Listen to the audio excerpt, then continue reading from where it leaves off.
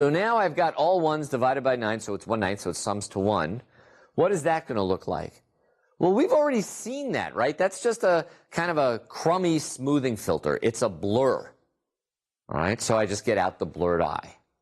All right, now comes something really cool. All right, what if my filter is actually the combination of these two? Okay, this is essentially twice the impulse minus the blur. All right, now this is still all linear. So the output of applying this kernel, where the kernel is made up of sums and multiplies, can just be done by taking the sums of the original two outputs. And that would look like this. And you'll notice, I'll show you a better example of it in a minute, that it's kind of sharpened up the image. It's accentuated the differences. And this is drawn something like this. So here, this filter is called a sharpening filter, and it's got these little parts that have to do with the minus, and then the part in the middle. And if I show you this applied to the whole filter, okay, you'll see that. And now so now you know whose eye it is. There's Einstein's eye. And if you take a look on your screen, you'll see that this one is a good deal sharper than the previous one. You have time for a quick story? Okay, sure. Anybody here ever use Photoshop? Raise your hand. In the older Photoshop, or even currently, they have something called the unsharp mask. Okay? And when you apply the unsharp mask, what does it do? It makes it sharper. And you might ask, why would you call an unsharp mask something that makes it sharper? Don't ask. Okay, in the old days, like when you did things in a darkroom, you were playing with light and chemicals, etc., but you're still actually able to add and subtract light.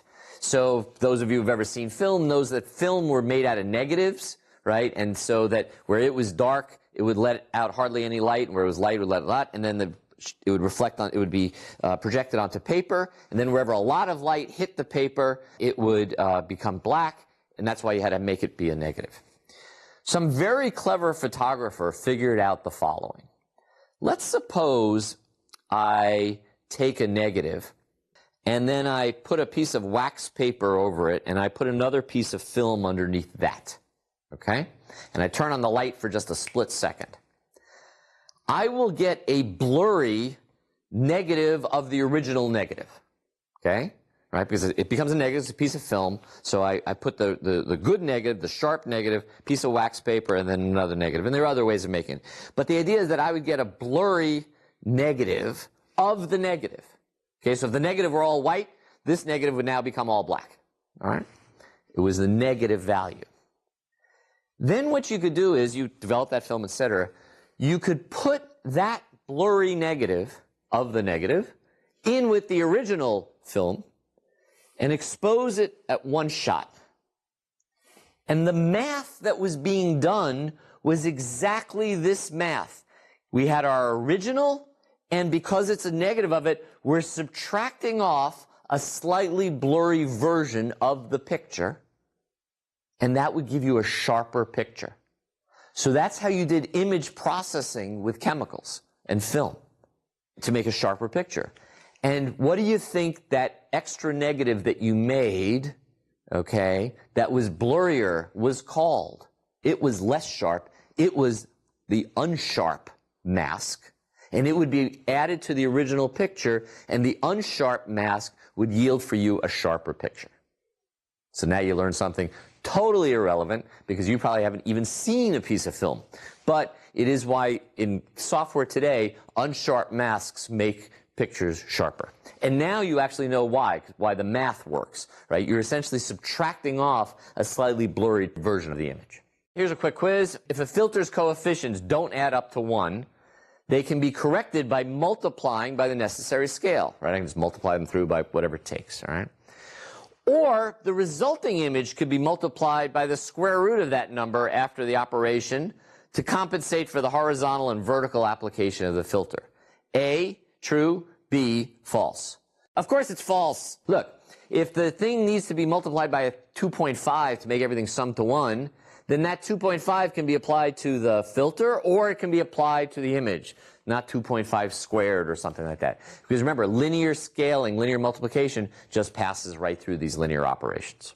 So we said, and we talked about this 2 times ago, that Gaussian averaging was a reasonable thing to do if the noise was independent in each pixel and it was centered about 0 so that the noise was created by a Gaussian process. So some were positive, some were negative, etc.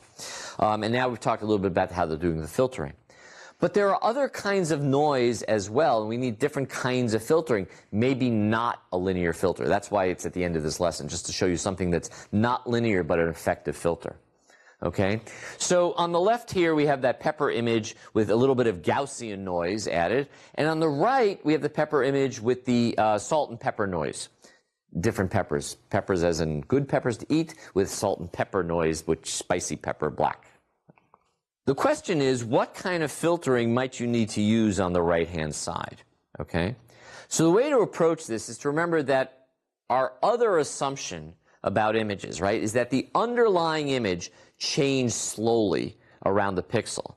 So the idea is if there's some sort of arbitrary value that was put in some location, as what happens in salt and pepper noise, how could we go about finding the value that we should replace that value with to make a better picture? Now remember, when we were doing this filtering, this blurring, we were essentially replacing the pixel values by the local average. And it was either a box average or a Gaussian average. And that was fine when the noise was not a huge amount of noise, and it tended to go to 0. So by averaging, you tend to average away the noise and to get about the right value of the pixel. But if a few sort of totally random values are being injected into your image, you really need to do something different. And as some of you know, is when I have sort of these very spurious values, an interesting way of coming up with sort of the appropriate middle value is not an average, but a median. Here we're going to show you median filter and image processing. At the top here, we have a chunk of our image, and notice that in the middle is a pixel that probably was not right. Probably was a piece of salt, all right, because there are all these other lower numbers and poof, a 90. So the question is, what should we replace that with? If we just do the regular filtering, we would take the local average of everything, including the 90, and stick that there. A better idea is to do a median filtering. So we sort all those pixels. Whoops, I left out the 10. There we go. And we pull out the middle value, the 27, and we replace that here. So now you see the 90 is totally gone. The 27 happens to be replicated. We don't care. But the idea is that we replace that pixel with its median value. So before we go on, we can ask some questions about that. First of all, what's kind of nice is every value we put in the picture was present locally. Especially if it's odd. If it's even, then it's the average of the two. But if it's an odd number of pixels, the median is one of those pixels whose value is somewhere around me. So I'm not introducing any sort of really weird values. So that's good for when I have these weird spikes like this salt and pepper. But here's a question for you. Is it a linear operation? What do you think, Megan? No. Good get, right. No. Look. Median is not a linear thing, right? I add in a couple different things, I sum them up, and the median can move however the median's going to move. It's not going to behave nicely. So what does this look like in a real picture? So here we have our pepper image. So here is the salt and pepper version of it. Again, different peppers. And here it is with the median applied. If you zoom in on that, you'll see that that's a really well cleaned up image. And you can see this was a scan line, the plot of a single row across the image, and you can see all the salt and pepper noise. And when I replace that with the median, I get a much nicer signal over here. And that's why median filtering works so much better for salt and pepper noise. So I'm showing you this because the median is really an example of a nonlinear thing. It's also sometimes referred to as edge preserving, and the reason for that is shown on this simple drawing here. Suppose I've got a signal that's supposed to be like this, but there was a single spike added to that. If I take the median, I get this nice effect. This thing comes here, this, etc. If I would take the mean or the average or a blur, I would tend to blur across that nice sharp edge. And that's why median filtering is referred to as edge preserving. And so this is a class of nonlinear filters that are useful, but they're a little bit less well behaved in terms of the mathematics. Let's apply a median filter. As usual, load an image. Let's add some salt and pepper noise. Octave and MATLAB have some great utility functions, like imNoise. You pass in an image, and then the type of noise you want, and a parameter. Here's some salt and pepper on the moon. This time we won't use imFilter. Remember that median filtering is a non-linear technique. We use the function medfil2, which stands for median filtering in 2 dimensions. As you can see, median filtering is really effective in removing salt and pepper noise. A little bit of blurring has occurred, but not too much. Try it for yourself. So this is the end of the lesson. Mostly what we've just talked about is so that you understand more about correlation and convolution. Remember, correlation would take the filter straight. Convolution is it's the 180-degree rotation, so it's both left, right, and up and down. Most of the time, if we're using when we're using symmetric filters, it doesn't matter. But if we're taking derivatives, right, so the derivative in the x direction is actually a positive direction versus a negative direction, that's when you do have to worry a little bit about correlation versus convolution. And most importantly, filtering is going to be an important tool sort of in your toolbox for how to deal with images and get out the elements that you need. And we'll do more of that over the next time, and then again much later when we're trying to compute features over images. Welcome to computer vision. The last couple lessons we introduced the notion of filtering. We started from a notion of how to do like noise removal as a way of applying a linear operator, talking about mostly time being linear, and it was being able to do a local averaging. We also talked about the difference in correlation and convolution, which is sort of just keeping a little bit of bookkeeping in terms of keeping track of the appropriate orientation of the filters.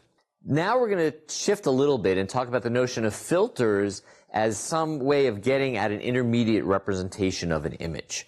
And what I mean by that is you can imagine you take some image and you convert the pixels into some, maybe an array again, still an image as a function, but the idea is that that function now is no longer just about the intensities, but it's about some property of the pixels locally in the image. And then we'll get to something that might be a very useful property in terms of representing our image. Before we do this, I need to put in one little caveat. Remember before we talked about things being linear, so if I was correlating a filter with an image, if I just multiplied that correlation filter by some constant, okay, then the whole value would get bigger. So if I were comparing the output of an image correlated with filter 1 versus an image correlated with filter 2, and I want to be talking about sort of how much filter 1 responds to the image versus filter 2, it's important that in some sense the scale, the multiplicative scale of those filters be the same. Otherwise the correlation will just be scaled by their difference. So, by the way, from what I'm about to tell you, it's okay to gloss over the details. For those of you who are doing the problem sets, you're going to learn a lot more about this method that's referred to as normalized correlation. Here, I'll just introduce it. Here's what we're going to do. We're going to assume when we do our correlation.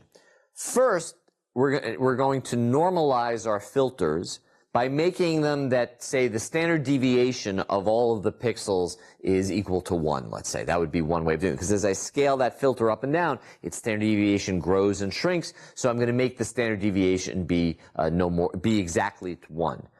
That's a problem if you've got a constant. Don't worry about that problem. We're going to try to make it so that its standard deviation is 1. Then the other thing that we're going to do is, suppose I've got two images that are actually the same, except one has just been multiplied by some constant. Well, then if I correlate even my normalized kernel, the one that's been multiplied by the constant, the total value is going to get multiplied also. So when we do what's called normalized correlation, we do two things. We normalize the filter, like we said, and then when we stick the filter down over a little patch of pixels, we scale that patch so its standard deviation is also 1, and then we compute the correlation. And as we move the filter around, we change that image scale because the pixels are different. And that's what's referred to as normalized correlation. So the rest of what I'm going to show you, we're going to be doing normalized correlation. All right, back to our regularly scheduled program. All right, we're going to introduce this using one-dimensional signal, and then we'll go to 2D. All right, so here we have a signal, and it's a 1D signal. And here's a filter.